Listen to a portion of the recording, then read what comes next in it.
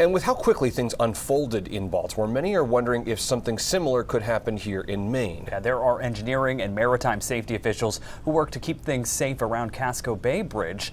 News Center Maine's Caroline LaCour is live in Portland tonight with more on that. Caroline. Hey, Zach and Chris, you know, it wasn't too long ago that Maine experienced its own vessel crash right behind me here in Portland. But safeguards that are in place today are keeping danger at bay. And in those days, we'd go out there as kids and watch the ships come through. In light of the tragedy in Baltimore, many Mainers are looking back on a close call in Portland Harbor. I was standing a little further out on this to watch the tanker come through. I knew the angle was wrong.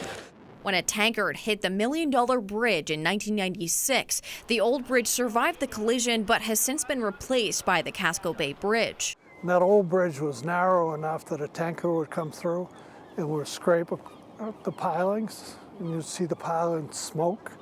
But Portland Harbor Master Board Chair Dan Haley says today there are more precautions in place to keep both boaters below and drivers above safe. The pilots, which bring the ships in the harbor, and then docking masters that dock the ships, they're all very well trained.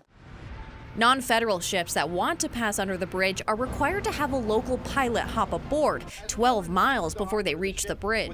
The pilot's on board, and he'll actually pilot it or steer it.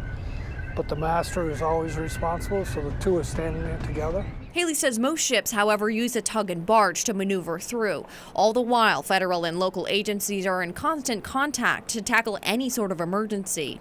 And in fact, there's a meeting coming up shortly at IMT, where they all get together on a regular basis and look at planning for emergencies within the harbor. Up top, crews operating the bridge keep watch 24 hours a day and often open up the bridge for approaching ships. With modern bridge design, we do tend to have more beefier piers and abutments.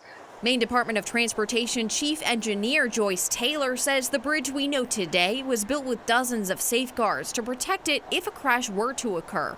And we have had incidents where Casco Bay has been hit, and it has caused some damage to the dolphins or the fenders, which are helping to prevent. They're like you know, the bumpers to say, stay away from the bridge. But major bridge strikes are rare. Baltimore is a very sad story, but I think we're in pretty good shape here. But this will certainly bring more attention with our pilots. Now, folks I spoke to today also mentioned that when the Casco Bay Bridge was being built, it was even widened to allow ships to pass through, and it also leaves around 65 feet of clearance at high tide. Zach and Chris, it's all of those points working together to make a major crash even less likely to occur. All right, Caroline LaCour, live in Portland tonight. Thanks so much.